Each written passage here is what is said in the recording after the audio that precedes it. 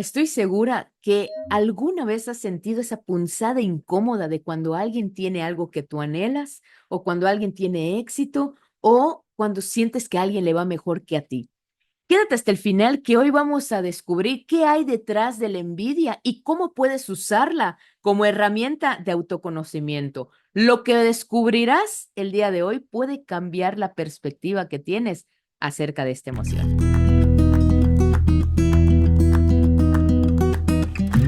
Hola, Brendy, ¿cómo estás? Hola, muy contenta de estar contigo. Oye, Brendy, el tema de hoy está picoso. Hoy vamos a hablar de una emoción que es sumamente incómoda, ¿no? Que es casi, o sea, la ignoramos, es como que nadie, o sea, está presente, pero duele hablar de ella, ¿no? Es como doloroso reconocer que la sientes. Prefiero decir, es que me molesta que fulano tenga eso, a decir, es que siento esta emoción, ¿no? Porque además, si eres religioso, está considerada como uno de los 7 pecados capitales. Así que el tema está picoso, quédense hasta el final porque de verdad lo que vamos a ver hoy les puede cambiar la perspectiva. Y hoy estamos hablando de la envidia. ¡Tan, tan, tan! La verdad es que, la verdad es que se habla poco de la envidia, se reconoce poco la envidia porque a nadie le gusta decir, ay, es que soy bien envidioso. O sea, no, es más fácil decir sí soy soberbio a decir sí soy envidioso. O sea, ¿qué hay allá? ¿Qué es de inherente al ser humano? Vamos a platicar de la envidia a lo largo de este episodio. Pero Bien. ¿tú cómo lo ves, Brendy? O sea, sí llega mucha gente a tu consultorio y dice, es que ya descubrí que sí soy envidioso, o le cuesta a la gente. No, no es esta parte de ya descubrí que soy envidioso, pero sí llegan con esta congoja de que hay algo que les está realmente incomodando mucho, mucho de una situación y de esta insuficiencia percibida versus una situación de injusticia que perciben hacia afuera. Entonces se hace como todo un combo de fusión, pero aquí sí es importante recalcar que la envidia es un sentimiento desagradable y también es tripartita, porque está compuesto de tres elementos. En este caso, nosotros, ¿sí? O la persona que envidia, la persona a quien envidiamos y el objeto, situación o acción que envidiamos. Entonces, siempre tiene un elemento tripartita. Nosotros, la persona que envidiamos y el objeto, situación o condición que envidiamos. Siempre está compuesto de tres. Y para allá voy. ¿Qué es la envidia? Bien, es este sentimiento desagradable, es desagradable porque lo acabas de decir, no es agradable el sentirlo y también socialmente es muy penado, ¿no? Y dentro de esta sensación hay esta comparación injusta, hay esta percepción de injusticia en donde yo contacto totalmente con una insuficiencia versus una visualización de algo que realmente me rebasa, que yo percibo que carezco, es un deseo, un anhelo que no he podido cumplir en mí y que puede generar en mí sensaciones terriblemente desagradables, de culpa, de rabia, de tristeza.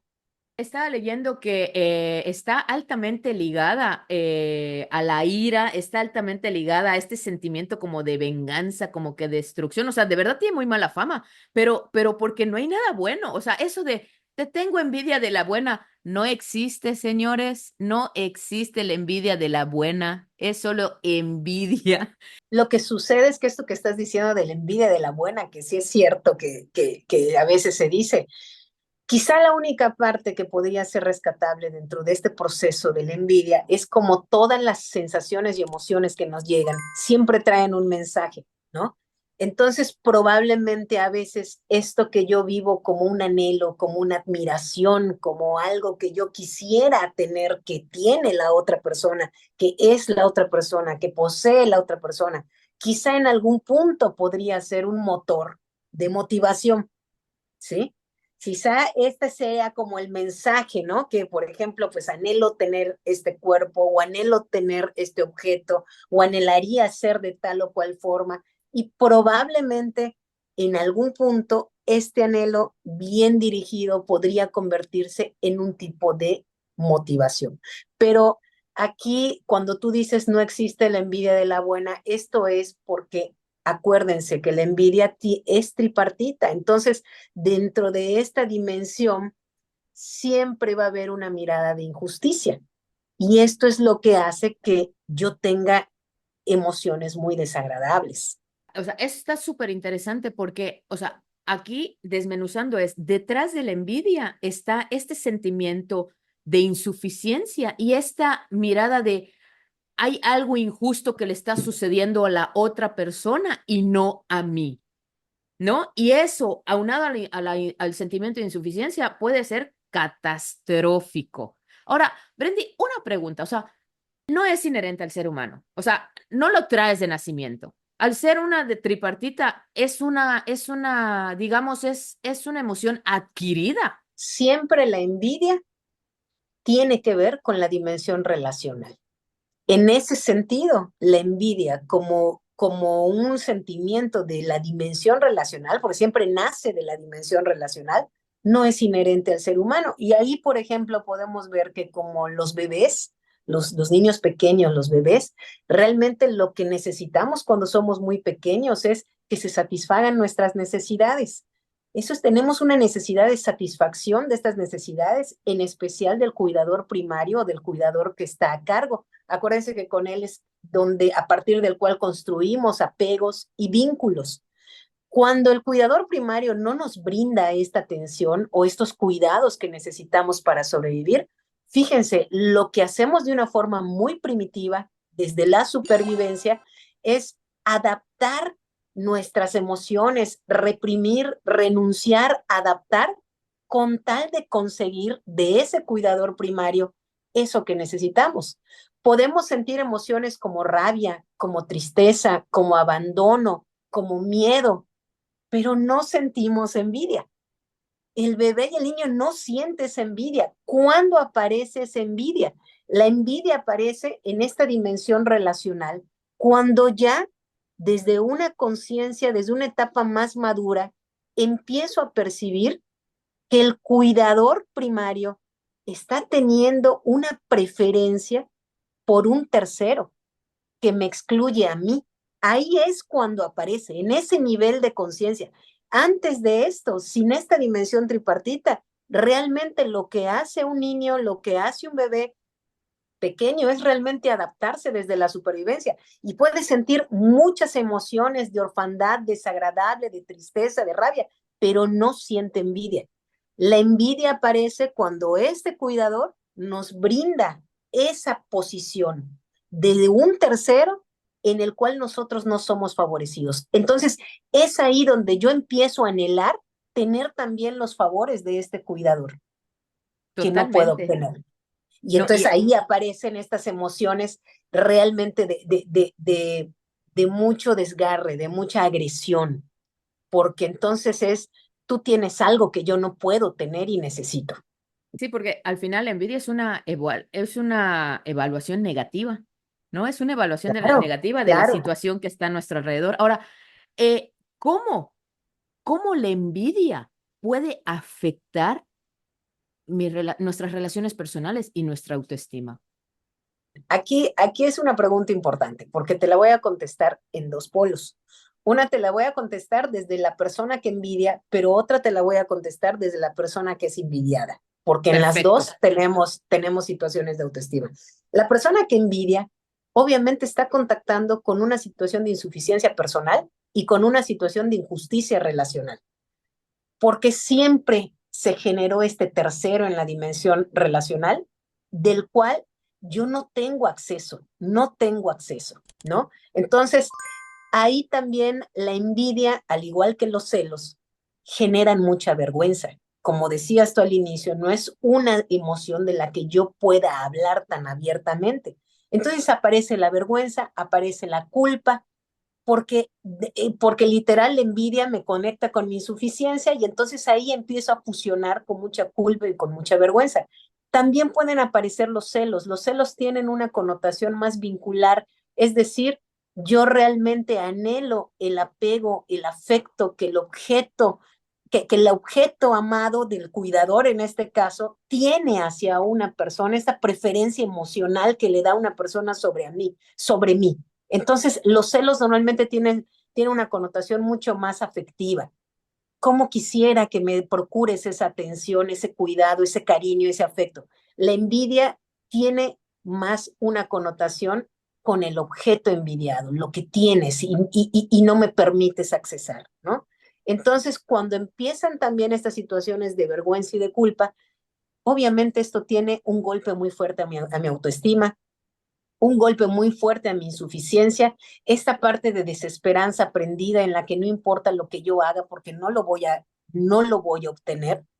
Y entonces ahí, en una estructura desregulada, puede aparecer esta parte agresiva, donde yo, pues realmente a través del chisme o a través de algún tipo de conducta agresiva enmascarada o no, empiezo a destruir ese objeto que envidio, ¿no? Te estoy hablando, esto obviamente lastima a la persona que siente la envidia, pero también la persona envidiada. Cuando crecemos en un entorno donde el cuidador primario, hemos hablado de repente de madres o padres narcisistas, de sistemas narcisistas, lejos de generar un cuidado hacia mí, genera envidia hacia mí. Cuando mi madre envidia mi juventud, cuando mi padre envidia mi poder o mi capacidad, cuando lejos de que los cuidadores primarios nos brinden esta parte de apoyo, de crecimiento, de admiración, que es lo que se espera de esos cuidadores, y en vez de eso nos envidian algo o envidian la relación que tengo con la pareja, o cuando se dan esta serie de situaciones, realmente la persona que sufre envidia también se daña mucho la autoestima, porque es probable que yo empiece a renunciar desde a sobresalir hasta también mostrar mis talentos, mis habilidades, que empiece yo a generar también mucha vergüenza y culpa de ser quien soy, de probablemente ser el más apto en la familia o el más capaz dentro del sistema o el más bello o el más... Esta parte puede ser que lejos de que me empiece a generar un reconocimiento, me empiece a generar mucha vergüenza y mucha culpa. Y entonces yo empiece también a enmascarar esto. O sea, la envidia no nos hace bien ni a la persona que la siente ni a la persona que la vive.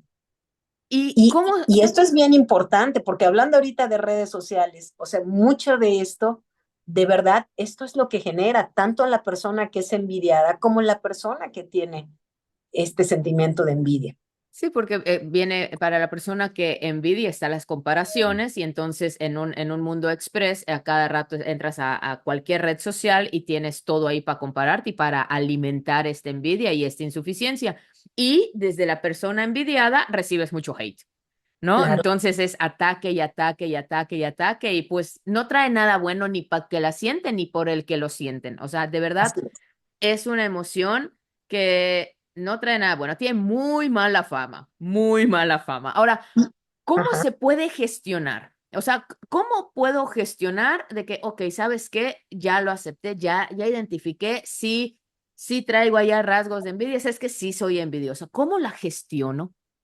Bueno, aquí también hay algo importante. Cuando estamos hablando de la envidia y de los impactos en la autoestima, algo que podría suceder es que empiezo yo a sufrir, por ejemplo, algún tipo de disociación.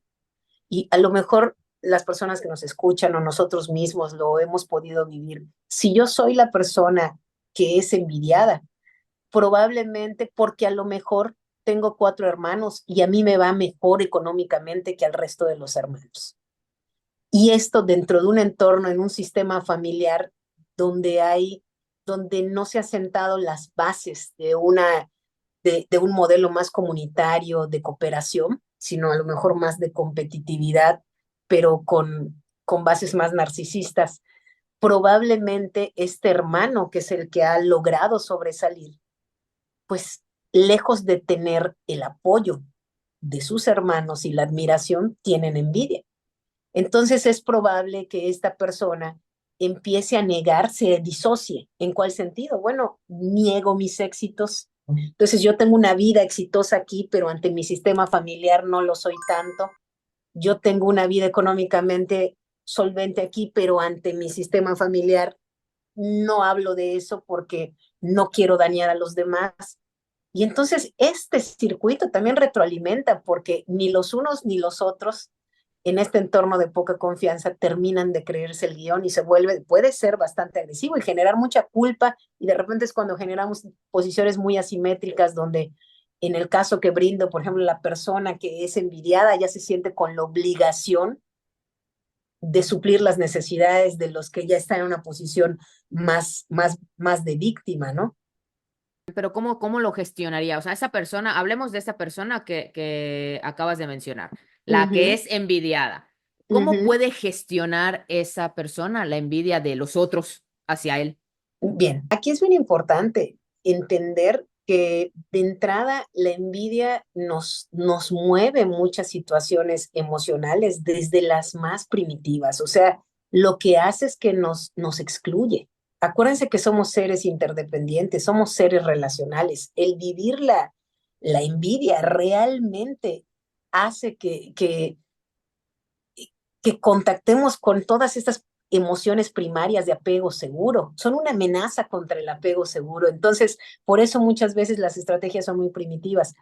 Algo que podemos hacer es de verdad hacer como este recuento en mi historia relacional y poder identificar desde cuál momento este tercero apareció en mi vida. Aquí es bien importante porque es muy probable que cuando apareció este tercero en mi dimensión relacional, desde mi cuidador primario, a partir de eso, es probable que yo fui generando relaciones asimétricas y fui generando triángulos relacionales a partir de ahí. Si yo volteo a ver mi vida, probablemente siempre ha habido un tercero en discordia en esto. O sea, siempre ha habido una situación injusta, siempre yo me he percibido como el que está excluido y no puede accesar a esto, ¿no? O al revés, a lo mejor siempre en estas dinámicas relacionales yo he tenido siempre una posición desde del que soy envidiado y siempre vivo con esta agresión latente. Entonces, sí es bien importante identificar desde cuándo esta situación apareció en mí y cuáles estrategias yo he utilizado para defenderme de esto. La culpa y la vergüenza que me habita, el reconocimiento a mi propia humanidad en el sentido de que sí, yo necesito vivir esos duelos por las cosas que no pude vivir, que no pude tener, que no pude ser, pero en todo este espectro también hay una parte en la que el que llegue esta sensación desagradable puede detonar en mí un nuevo crecimiento para poder buscar la mejor versión de mí. En el momento en el que yo me hago cargo de esta persona desde este padre o cuidador que no tuve, que me brindara seguridad, y yo me empiezo a convertir en ese recurso de apego seguro para mí. Y desde ahí yo también empiezo a elegir entornos seguros donde yo sea validado y reconocido. Eso también es una forma en la que yo puedo propiciar entornos de crecimiento, donde yo también tengo derecho a ser admirado y también donde también tengo derecho a admirar desde sin exponer mi valía. Ok.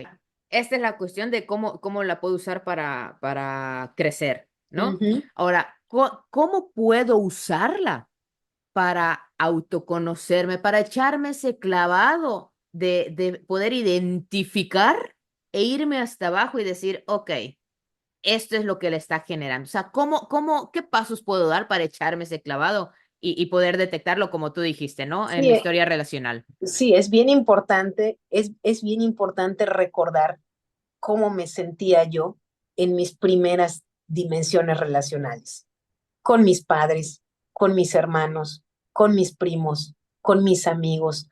Si he vivido una historia de bullying sostenida, si he vivido una historia de exclusión sostenida, si siempre crecí añorando ser alguien que yo no era.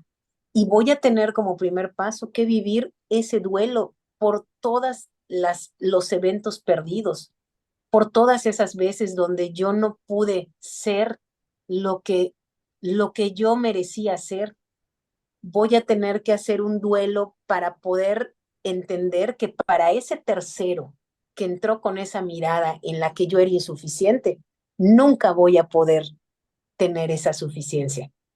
La única forma es ser yo ese tercero, el primero, el tercero, el segundo y el único, ¿no? Pero antes de eso voy a tener que vivir ese duelo porque probablemente hasta el día de hoy la mirada de mis abuelos no va a ser la misma para mí como nieta que para otros. La mirada para otros nietos que son mis primos, ¿no? Que la mirada de mi madre no va a ser la misma para mí que para mis hermanos. La mirada, voy a tener que vivir ese duelo, voy a vivir ese duelo y voy a tener que aceptar que este tercero que entró desde los primeros momentos de apego importante, para el cual no fui suficiente, voy a tener que hacerme cargo yo de esto porque estas dimensiones han hecho que yo tenga una insuficiencia sostenida y que todo el tiempo, lejos de promover mi crecimiento, mi atención se va hacia la competitividad, hacia esta competitividad donde el triunfo del otro siempre es una amenaza para mí. Totalmente. O sea, ese es el primer paso y eso es lo que te viene a decir. Es desde dónde y una vez que ya lo detectas, ya sabes como qué pasos poder ir Y aquí dando.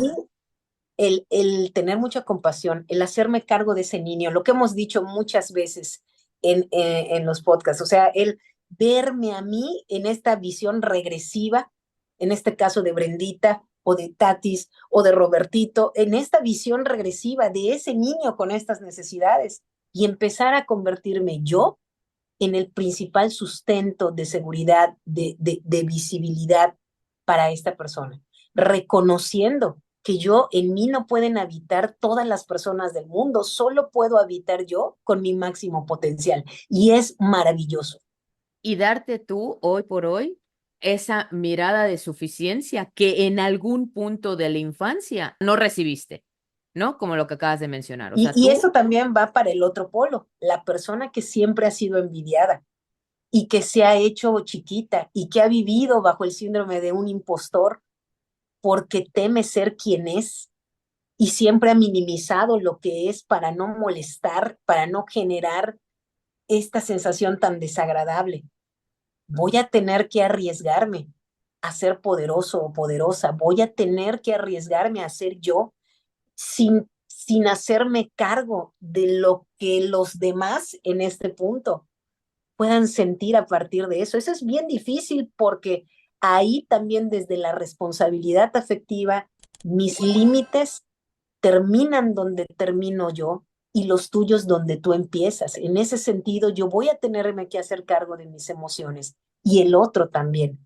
No voy a permitir que sean las emociones de los demás los que terminen definiendo lo que soy yo. Entonces, para ambos polos va a ser el contacto con la vergüenza, esta parte de disociación, el tener que hacerme cargo yo de mi propia validación, el aceptar este duelo por todas las insuficiencias y emotividades perdidas, afectos perdidos. Es un proceso duro, pero al final es un proceso que reivindica lo que yo soy.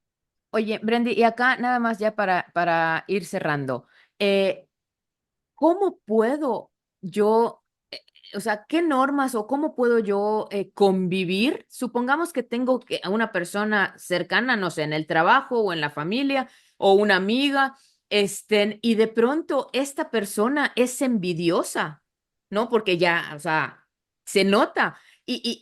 Pues no es como que me puedo alejar totalmente de esta persona. O sea, yo cómo puedo eh, convivir con personas que tienen la envidia, Bueno, pues. creo que, pues como siempre, a veces no podemos elegir la situación, estamos rodeados de diferentes personas y personalidades, pero sí podemos elegir el grado de exposición que tenemos a eso, en el sentido, al menos el básico, ¿cuál participación relacional le vas a dar en tu vida a esa persona?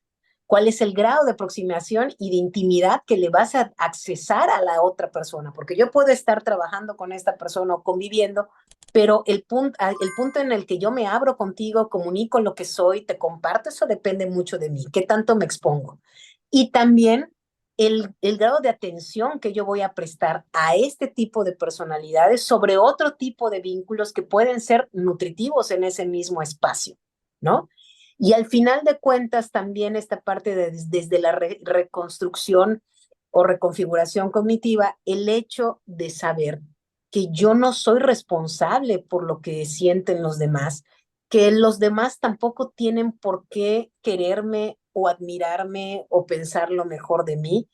Y desde este punto, dar este espacio donde no porque no me quieran, yo tengo que quererme menos. O sea, empezar a construir, a debatir esta creencia de la necesidad de aprobación que yo tengo de todos los demás. Bueno, pues hasta acá el tema del día de hoy. ¿Algo más que quieras compartir para cerrar? El diálogo autocompasivo, siempre. Diálogo Tanto si autocompasivo. siento envidia como si soy envidiado. Ya está. Súper interesante porque de lo poco que se habla, siempre se habla de la persona que envidia. Y hoy el panorama que nos diste de cuando una persona es envidiada, creo que es de verdad fue muy, muy, muy interesante. Así que recuerden suscribirte, activar la campanita, darle like a este episodio para que no te pierdas ningún video y además a nosotros nos ayudas a continuar con este contenido. Así que hasta aquí el episodio del día de hoy. Brendy, muchísimas gracias como siempre. Un gusto conversar contigo. Nos vemos y nos escuchamos en el siguiente episodio. Un fuerte abrazo. Chao, chao.